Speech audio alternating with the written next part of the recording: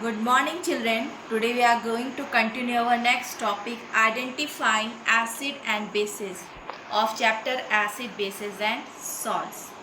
So, as you know that acids are sour in taste, वे खट्टे होते हैं. Bases are bitter, वे कड़वे होते हैं.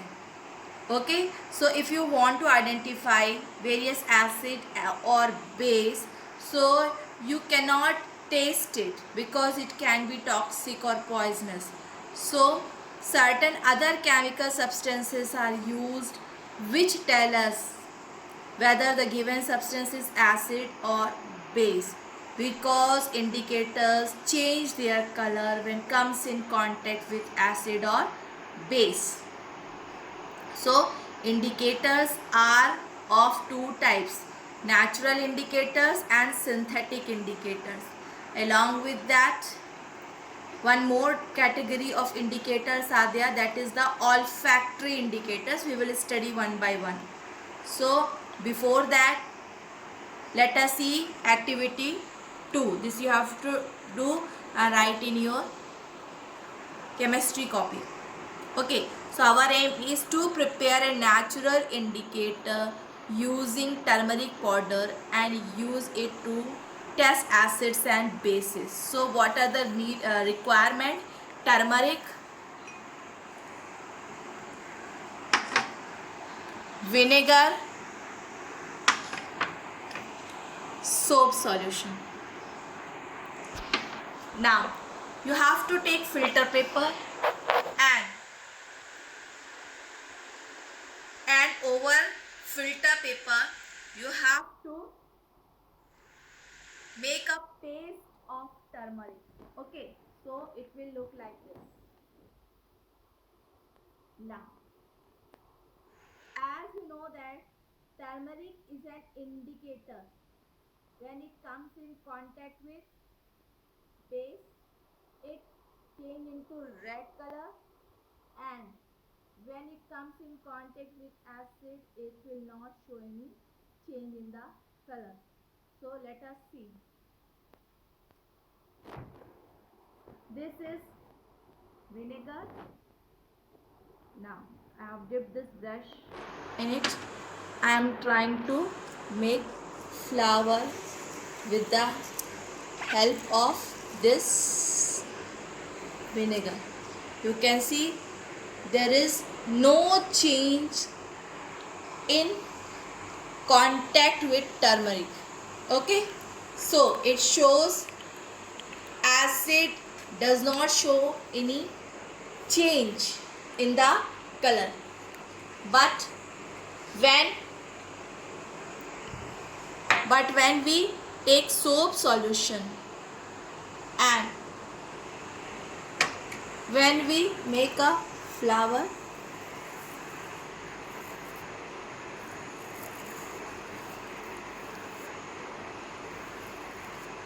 you can see here it will change into red color. It means when soap solution comes in contact with turmeric, it changes to red color. Okay, so this activity you have to write in your copy. Now let us see what is litmus. Litmus is a natural indicator. Actually, let me clear what is meaning of indicator. As I told you right now, these are the chemical substances. These are the substances which when come in contact with either acid or base show color change. So litmus is a natural indicator. Okay, you know that in your vehicle also, in your scooty also, one light is there, that is called the indicator. When you want to turn towards left side, so you lit that light of left side, or when you are going to take right turn, so you use that right indicator.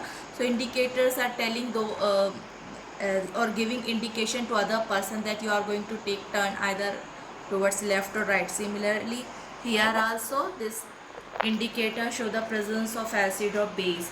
So litmus is a natural indicator. It is prepared from lichen plants. It belongs to Thallophyta group.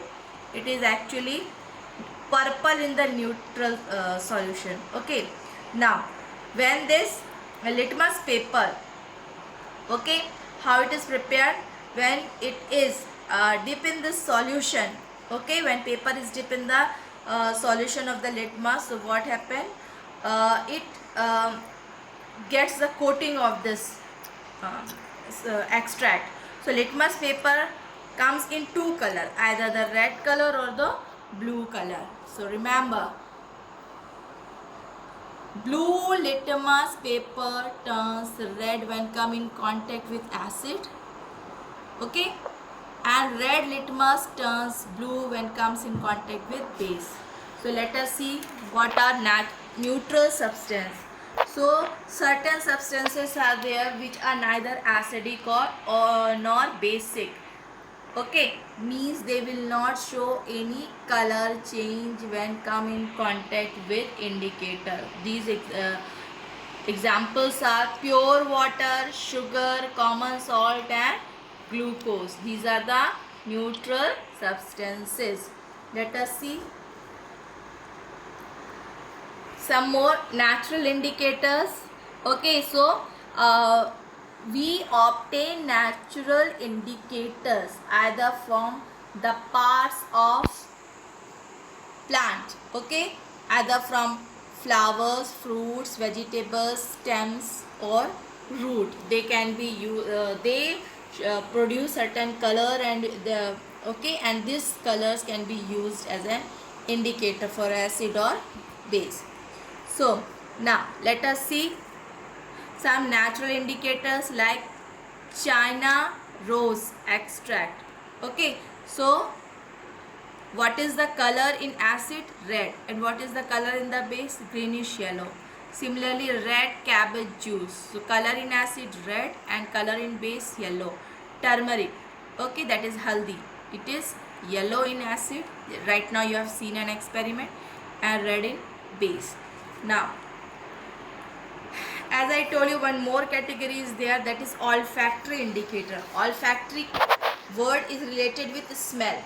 Okay, so what happen, कुछ ऐसे indicators हैं जो कि acid या base के contact में आने पर उनके स्मेल चेंज हो जाती है.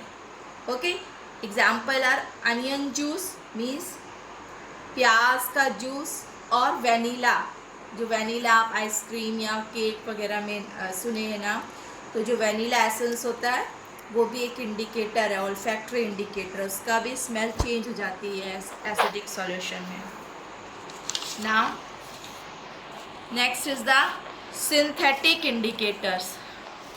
सो synthetic indicators are prepared from chemicals, okay, which give different colors either in the acidic or basic solution. So number one is the methyl orange. So in neutral solution, यानी जो ना either acidic है ना basic है, जैसे water, glucose, okay, इन सब solution में methyl orange का color orange ही रहता है. लेकिन as it comes in contact with acid, it shows red color, and in basic solution it shows yellow color. Next indicator is phenolphthalein. phenolphthalein ये colourless होता है, okay, यानी ये न्यूट्रल सॉल्यूशन में भी कलरलेस होता है, जैसे पानी रहता है कलरलेस है ना, कोई कलर नहीं इसके पास. एसिड सॉल्यूशन में भी ये कलरलेस होता है, ओके. लेकिन जैसे ही इसे कोई बेस मिलता है या बेस की प्रेजेंस में ये पिंक कलर में कन्वर्ट हो जाता है. Now universal indicator. Universal indicator, okay, so it contains mixture of many indicators, okay. ये एक स्ट्रिप के फॉर्म में आता है, पेपर के ऊपर पूरे जितने भी इंडिकेटर्स हैं उनका मिक्सचर होता है और उसे कोट रहता है, उसे कोट कर दिया जाता है पेपर के ऊपर, तो इसे हम यूनिवर्सल इंडिकेटर कहते हैं.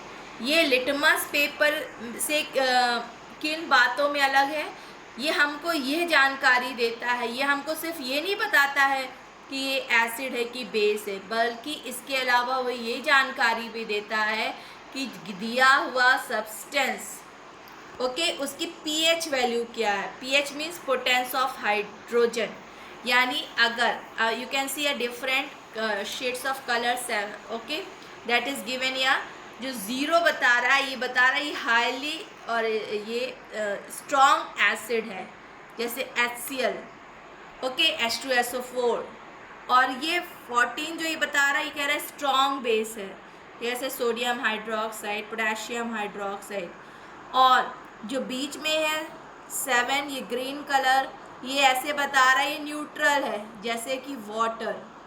ठीक है, तो ये इंडिकेटर, यूनिवर्सल इंडिकेटर हमको कोई भी सब्सटेंस के स्ट्रेंथ की भी जानकारी देता है। जैसे जैसे हम इस तरफ जाएंगे वो एसिडिक कैरेक्टर बढ़ता जाएगा, और जैसे जैसे हम इधर इस तरफ जाएंगे राइट साइड, तो वो उसका बेसिक कैरेक्टर बढ़ता जाएगा। ठीक है, now activity 3, to classify various substances as acidic, basic और neutral using litmus paper. So litmus paper को यूज़ करके हमें बताना है कि दिया हुआ सब्सटेंस एसिडिक है कि बेस है। सो now you first you have to take sample in a test tube, okay, and after that you have to dip either blue litmus paper or red litmus paper, okay, and you have to identify whether the given substance is acidic है कि basic है. So you have to complete this table also. जैसे lemon juice, okay, आपको पता ही खट्टा होता है तो ऑब्वियसली एसिड होगा, तो एसिडिक नेचर का होगा, तो क्या करेगा, ब्लू लिटमस को रेड कन्वर्ट कर देता है. सो फिर रेड लिटमस में इसका इफेक्ट क्या है, नो चेंज. टोमेटो जूस आपको पता है ये भी खट्टा होता है, सावर होता है, तो ब्लू लिटमस टर्न्स रेड, इसमें रेड लिटमस नो चेंज, ये भी एसिडिक है. Milk, blue litmus turns red, okay, red no change, ये भी एसिडिक, इसमें लैक्टिक एसिड होता है. डिस्टिल वाटर नो चेंज क्योंकि न्यूट्रल है. रेड लिटमस में भी no change, nature of substance neutral. Soap solution को पता ही बेसिक होता है, तो ब्लू लिटमस में नो चेंज और रेड में रेड लिटमस ब्लू, ये बेसिक होता है. शुगर सॉल्यूशन आपको पता है भी न्यूट्रल है, सो नो चेंज, ये न्यूट्रल है. वॉशिंग सोडा सॉल्यूशन आपको पता है ये भी बेसिक होता है, तो इसमें भी ब्लू लिटमस नो चेंज और ये रेड लिटमस टर्न्स ब्लू, ये बेसिक होता है. विनेगर आपको पता ही एसिटिक एसिड का ही डाइल्यूट फॉर्म होता है, यानी ऑलरेडी एसिड है, खट्टा होता है, तो ब्लू लिटमस टर्न्स रेड और रेड लिटमस नो चेंज और ये एसिडिक है. बेकिंग सोडा सॉल्यूशन आपको पता है ये बेसिक होता है, so if blue litmus no change और यहाँ रेड लिटमस ब्लू, ये भी बेसिक है. कोकोनट ऑयल नो चेंज और neutral. Let us see salt. Salt क्या होते हैं, है ना, जिसे हम किचन में नमक यूज़ करते हैं, और वो ये कैसे बनते हैं. तो आप देखिए, जब कोई एसिड और बेस आपस में रिएक्शन करते हैं तो सॉल्ट बनता है और वाटर बनता है. अंडरस्टूड. इस प्रोसेस को हम न्यूट्रलाइजेशन रिएक्शन कहते हैं. So the reaction in which an acid reacts with base to form salt and water is called neutralization reaction. This is very important question also. So remember, litmus paper में HCl क्या करेगा, blue litmus को red में convert करेगा, और NaOH क्या करेगा, red litmus को ब्लू में कन्वर्ट करेगा. लेकिन NaCl कोई भी रिस्पॉन्स नहीं देगा लिटमस पेपर का, क्योंकि ये न्यूट्रल है, ना ही ये एसिडिक है और ना ही ये बेसिक है. Okay, so now one more reaction is given here. When metal reacts with acid, so बनता है salt plus hydrogen gas liberate हो जाती है. Okay, so this is also way to produce a salt. So remember, family of salt क्या होता है, जैसे hydrochloric acid है, उसका फॉर्मूला होता है HCl. अगर hydrochloric acid, okay, means HCl, उसी से बना हुआ कोई सॉल्ट है, जैसे NaCl, सोडियम क्लोराइड, तो ये क्या है, क्लोराइड फैमिली का मेंबर कहलाएगा. लेकिन सल्फ्यूरिक एसिड है H2SO4, यानी इसका बना हुआ सॉल्ट, जैसे सोडियम सल्फेट Na2SO4, ये सल्फेट फैमिली का कहलाएगा. जैसे नाइट्रिक एसिड HNO3, जैसे सॉल्ट का फॉर्मूला NaNO3, सो ये नाइट्रेट फैमिली का कहलाएगा। Okay, properties of salt, very very important question again. Properties of salt, you think about sodium chloride. Okay, so sodium chloride present in your kitchen. So here what happens, sodium chloride, that is common salt, is solid in nature. Okay, आप नमक को पानी में घोल सकते हैं, तो soluble in water. Salts are electrolyte and conduct electricity in solution of molten form. इसका मतलब ये हुआ कि जब हम NaCl को लेते हैं या कोई भी सॉल्ट को लेते हैं, ओके, जैसे सपोज हमने NaCl लिया, तो ये टूट करके बनाएगा Na+ और Cl-। इनको हम इलेक्ट्रोलाइट कहते हैं, जो आयंस का फॉर्मेशन करते हैं। ओके, क्योंकि ये आयंस इलेक्ट्रिसिटी को कंडक्ट करते हैं। Okay, now salt usually have high melting and boiling point, understood. So NaCl का एग्जाम्पल ले लीजिए, जैसे कि उसकी भी मेल्टिंग पॉइंट और बॉइलिंग पॉइंट बहुत ज़्यादा हाई होती है। Now let us see uses of salts. Number 1 is the sodium chloride. So sodium chloride, it is known as common salt. It is used in cooking and enhance taste. It is used as a preservative in pickup. Preservative means होता है जैसे jam और pickles, squashes बनाते हैं तो हमें NaCl डालते हैं, क्योंकि ये प्रिजर्वेटिव है। ये जब ऐड किया जाता है किसी खाने के सब्सटेंस में, तो उसमें से पानी को निकाल देता है, डिहाइड्रेट कर देता है। और आपको पता है जहाँ कहीं पानी होता है उसकी वजह से ही फूड आइटम स्पॉइल हो जाते हैं, मतलब सड़ जाते हैं।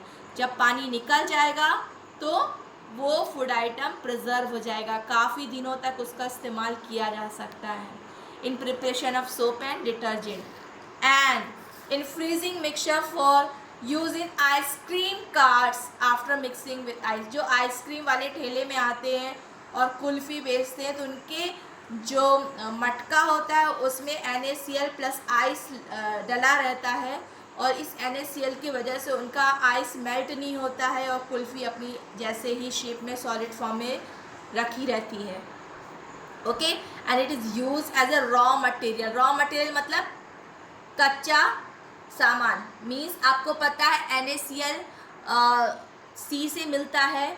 सो यहाँ से सी से ही इसको NaCl को निकालते हैं, और इस NaCl से सोडियम हाइड्रोक्साइड भी बनता है, सोडियम कार्बोनेट भी बनता है, सोडियम बाइकार्बोनेट भी बनता है। सो इससे कई सब्सटेंस बनाए जाते हैं। Now let us see sodium carbonate. It is called washing. Now we are going to start sodium carbonate. Okay, so sodium carbonate is called washing soda. It is used as a cleansing agent. कपड़े धोने के काम में आता है laundries Holmes में, as well as it is used to remove permanent hardness of water. है ना, कई ऐसे पानी होते हैं इसमें सॉल्ट, कैल्शियम और मैग्नीशियम के क्लोराइड, सल्फेट या बाइकार्बोनेट होते हैं, जिनकी वजह से पानी जो है साबुन की कांटेक्ट में आके झाग नहीं देता है ना, तो उनको उसको कहते हैं परमानेंट हार्डनेस, उसको रिमूव करने के काम में आता है ना। और ये ग्लास, सोप और पेपर के भी बनाने में काम आता है। ना let us see sodium bicarbonate. So sodium bicarbonate, okay, it is known as baking soda. It is an antacid in medicine to remove acidity of the stomach. So ये सोडियम बाइकार्बोनेट होता है क्योंकि इसमें बेस होता है, ये एक सा सॉल्ट है जिसका pH वैल्यू 7 से ज़्यादा, नियर अबाउट 10 होता है। सो ये क्या करते हैं, ये एक एंटी एसिड, यानी अगर हमारे स्टमक में एसिडिटी हो जाती है तो हम इसे यूज़ कर सकते हैं। जैसे आपको पता है ना कि इस एसिडिटी हो जाती है तो हम इनो जैसे पाउच यूज़ करते हैं, पाउडर यूज़ करते हैं, क्योंकि ये बेसिक नेचर का होता है। So in making baking powder, okay, used for making cakes, breads and pastry. So baking powder में क्या होता है, बेकिंग पाउडर में sodium bicarbonate plus tartaric acid होता है। तो टार्ट्रिक एसिड हम बेकिंग पाउडर में क्यों यूज़ करते हैं, ओके, क्योंकि सोडियम बाइकार्बोनेट एक बेसिक सॉल्ट है, तो इसका टेस्ट बिटर होता है, कड़वा होता है, इसलिए हम इसको टार्ट्रिक एसिड इसमें यूज़ करते हैं। दूसरी चीज़ें सोडियम बाइकार्बोनेट और टार्ट्रिक एसिड होता है जब इसका आटा गूंधा जाता है या केक का ये या फिर किसी ब्रेड का। सो क्या होता है केक का बैटर बनाया जाए या फिर ब्रेड का आटा गूंधा जाए तो क्या होता है इसकी वजह से इनमें जब रिएक्शन होती है सोडियम बाइकार्बोनेट और टार्ट्रिक एसिड में तो कार्बन डाइऑक्साइड गैस रिलीज होती है और ये क्या करता है ये उसको फ्लफी और स्पंजी बना देता है। ओके, सॉफ्ट बना देता है। इन सोडा एसिड फायर एक्सटिंग्विशर, यानी सोडा एसिड फायर एक्सटिंग्विशर आग बुझाने के काम में आता है। ठीक है, तो जैसे ये दिया हुआ देखिए आप एक फायर एक्सटिंग्विशर, इसकी मदद से ये आग को बुझाया जा रहा है। तो क्या होता है इसमें रिएक्शन कैसे होती है, सोडियम बाइकार्बोनेट है अगर सल्फ्यूरिक एसिड के साथ रिएक्ट करता है तो क्या बनाता है, ये बनाता है Na2SO4 plus H2O plus CO2 gas. और आपको पता है यही CO2 गैस जो है ये एक लेयर की तरह बिछ जाती है आग के ऊपर और आग जो है एटमॉस्फेयर से ऑक्सीजन नहीं ले पाता है और फिर आग बुझ जाती है। Okay, now let us C copper sulfate. So copper sulfate, it is blue color salt. Okay, it gives color to glass, plaster, okay, ceramic and metals, and it is used to kill fungus also. Okay, as a preservative for wooden structures also. Now activity 4. Here in this you have to study neutralization reaction. Neutralization reaction क्या होता है, तो इसको करने के लिए materials required hydrochloric acid flask, dropper, antacid tablets. Okay, antacid tablet जैसे Digene. Okay, ऐसी टैबलेट्स में क्या होता है मैग्नीशियम हाइड्रोक्साइड होता है। आपको पता OH जहाँ होता है हाइड्रोक्साइड होता है वो बेस की तरह काम करता है। ठीक है, और इसमें फेनोप्थिलीन, आपको पता है फेनोप्थिलीन एक बेस के लिए इंडिकेटर का काम करता है जो कि बेस को पिंक कलर देता है, बिल्कुल ऐसा ही कलर देता है। सबसे पहले आपको टैबलेट को क्रश करना है। ओके, एंटासिड टैबलेट को क्रश करना है और फ्लास्क में ले करके उसमें उसको वाटर में डिज़ोल्व करना है। ठीक है, अब उसमें फ्यू ड्रॉप्स ऑफ फेनोप्थिलीन डालेंगे। आपको पता है फेनोप्थिलीन का खुद का कोई कलर नहीं होता है, बिल्कुल कलरलेस होता है, जैसे कि पानी का कलर होता है एकदम कलरलेस। लेकिन जैसे ही फेनोप्थिलीन इस सॉल्यूशन में इसके एंटासिड के कांटेक्ट में आता है जो कि एक बेस होता है तो वो मैजेंटा पिंक है ना, पिंक कलर दिखाने लग जाता है। ठीक है, आप क्या है इससे ये पता चला कि जो सब्सटेंस है वो बेसिक नेचर का है। ठीक है, आप इसमें जब धीरे धीरे ड्रॉपर से हाइड्रोक्लोरिक एसिड डालते हैं तो इसका पिंक कलर है, हल्का पिंक, उससे हल्का पिंक, ऐसे करते करते अचानक से इसका पिंक कलर गायब हो जाता है। ठीक है, ये हमको यह जानकारी देता है कि जो यहाँ बेस लिया था वो पूरी तरह से HCl से न्यूट्रलाइज हो चुका है, यानी अब ये सॉल्यूशन जो फ्लास्क में है ना ही वो एसिड है और ना ही वो बेस है। ठीक है, तो ये न्यूट्रलाइजेशन प्रोसेस हो चुकी है यहाँ पे। Now applications of neutralization reaction in everyday life. So आपको पता है कि एवरीडे लाइफ में कई न्यूट्रलाइजेशन की प्रोसेस होती है। जैसे कि आपको पता है जब हमें एक बहुत आसान से एग्जांपल हम लेते हैं, जैसे आपको पता है लक्ष्मण रेखा एक चौक रहती है और जहाँ हम चींटी देखते हैं वहाँ उससे लाइन बना देते हैं। ओके, सो एक्चुअली क्या होता है लक्ष्मण रेखा में बेसिक सब्सटेंस होता है और जो चींटी होती है उसकी बॉडी में एसिड रहता है। तो जैसे ही वो लक्ष्मण रेखा की कांटेक्ट में आती है वो उसका डिहाइड्रेशन शुरू हो जाता है और न्यूट्रलाइजेशन की प्रोसेस होती है। तो चींटी क्या होती है वहाँ पे मर जाती है ना। इंसेक्ट स्टिंग, आपको पता है कई इंसेक्ट चाहे वो हनी बी हो वो चाहे एंट हो, इनमें एसिड रहता है जिसको हम फॉर्मिक एसिड कहते हैं और IUPAC नेम के अकॉर्डिंग इसे हम मिथेनोइक एसिड कहते हैं। इसे हम ओके, और इसका फॉर्मूला है HCOOH। ओके, अब आपको पता है जब हनी बी या एंट हमारे स्किन में अपना डंक लगाती है तो हमको पेन और इरिटेशन होता है, स्वेलिंग हो जाती है। क्यों? क्योंकि एसिड हमको इरिटेट करती है हमारे स्किन को। तो इसके लिए सबसे अच्छा है बेकिंग सोडा अप्लाई कर लेना चाहिए इस जगह पे, क्योंकि इससे न्यूट्रलाइजेशन रिएक्शन हो जाता है ना। Next is acidity in human stomach. आपको पता है when we over eat okay और take highly spicy food, so hydrochloric acid आपको पता है हमारे स्टमक में रहता है जो डाइजेशन में हेल्पफुल होता है। तो काफ़ी क्वांटिटी में हाइड्रोक्लोरिक एसिड हमारे स्टमक में प्रोड्यूस होता है, सो जिसकी वजह से हमें पेन और इरिटेशन होती है। इसको हम एसिडिटी कहते हैं। ठीक है, आपको पता है अब एसिडिटी हो गई तो हम इसके लिए बेस यूज़ करते हैं। ओके, सो बेस जैसे हम डाइजीन भी ले सकते हैं। ओके, जैसे मैग्नीशियम हाइड्रोक्साइड रहता है, और इनो भी यूज़ करते हैं जो कि बेसिक सब्सटेंस है ना।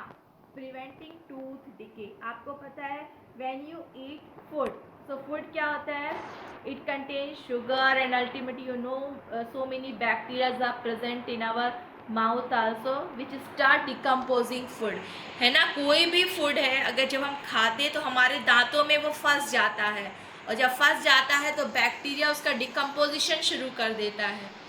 ओके, सो इस प्रोसेस में क्या होता है, एसिड बनता है। आपको पता है ये एसिड इतना ज़्यादा खतरनाक होता है कि हमारे दांतों का जो हार्डेस्ट कोटिंग है इनामल, ओके, उसको भी डिकम्पोज करने लगता है, डिके करने लगता है उसको भी। इसलिए हम क्या करते हैं, कोई ऐसा बेसिक सब्सटेंस जिसे हम टूथपेस्ट कहते हैं, टूथपेस्ट एक बेसिक होता है नेचर में, जब हम उसे ब्रश करते हैं तो जो एसिडिक हो गया है हमारे बकल कैविटी का पीएच, ओके, उस एचसीएल प्रोड्यूस हुआ डिकम्पोजिशन ऑफ फूड से, है ना, जो वो न्यूट्रलाइज हो जाता है। ट्रीटिंग वेस्ट फ्रॉम फैक्ट्रीज, आपको पता है फैक्ट्रीज के ज़्यादातर वेस्ट एसिडिक होते हैं। इवन आपको पता है जैसे कि अगर इवन लेदर इंडस्ट्री में भी सल्फ्यूरिक एसिड यूज़ होता है, इस तरह से कई तरह के एसिड्स जो होते हैं वो यूज़ होते हैं। सो आपको when this acid flow into the river body, आपको पता है ज़्यादातर फैक्ट्री का कचरा जो होता है, गंदगी, वो सब नदी में मिला दी जाती है, जिसकी वजह से एक्वेटिक लाइफ अदर प्लांट्स और animal they have to suffer, है ना, दे डाई आल्सो। सो इसके लिए सबसे अच्छा है हमको कोई चूना, कैल्शियम कार्बोनेट है या स्लेग लाइम है या क्विक लाइम है ना, CaOH2 या CaCO3, इनसे अगर हम उस एसिडिक वाटर को ट्रीट करते हैं तो पानी इस बेस से रिएक्ट करके न्यूट्रल हो जाता है। सो न्यूट्रलाइजेशन रिएक्शन होने की वजह से जो ये फैक्ट्री का वेस्ट है वो इतना ख़तरनाक नहीं होता है। Next is the treating soil, आपको पता है कि सॉइल एसिडिक भी होती है और बेसिक भी होती है। ओके, सो एसिडिक इस वजह से हो जाती है जब हम फर्टिलाइज़र के तौर पे यूरिया बहुत ज़्यादा यूज़ करते हैं। यूरिया का फार्मूला है NH2CONH2। ओके, इसमें नाइट्रोजन नाइट्रिक एसिड इसके फॉर्मेशन हो जाता है। सो इस केस में हम क्या करते हैं, इसको कैल्शियम ऑक्साइड जिसे हम और या फिर स्लेग लाइम कैल्शियम हाइड्रोक्साइड या चॉक जिसे कैल्शियम कार्बोनेट से ट्रीट करते हैं तो न्यूट्रलाइजेशन रिएक्शन हो जाता है। अगर बेसिसिटी है सॉइल में, सो हम उसको कंपोस्ट मैन्योर से ट्रीट करते हैं, है ना, क्योंकि ये एसिडिक होता है। कंपोस्ट मैन्योर क्या होता है, जैसे कोई भी एनिमल वेस्ट है या प्लांट वेस्ट है, अगर हम उसको सॉइल में काफ़ी दिनों तक ज़मीन में गाड़ देते हैं और कुछ वक्त बाद जब हम उसे निकालते हैं तो एक फर्टिलाइजर मैन्योर का, ऑर्गेनिक मैन्योर का फॉर्म ले लेता है। ओके ना, डिफेंस मैकेनिज्म इन प्लांट्स। सो कुछ ऐसे प्लांट्स होते हैं जो कि नेचुरली उनमें छोटे छोटे से हेयर लाइक स्ट्रक्चर होते हैं जिसमें मिथेनोइक एसिड भरा रहता है, जिसको हम क्या कहते हैं, फॉर्मिक एसिड भी कहते हैं, है ना। तो जैसे नीटल लीफ है, नीटल प्लांट है, इसकी लीफ क्या होती है, एसिडिक होती है। तो अगर पर्सन कोई उसके पास जाता है तो उसकी बॉडी में ये चुभ करके उसे पेन देती है। तो ये एक डिफेंस मैकेनिज्म है प्लांट के लिए। Okay, thank you.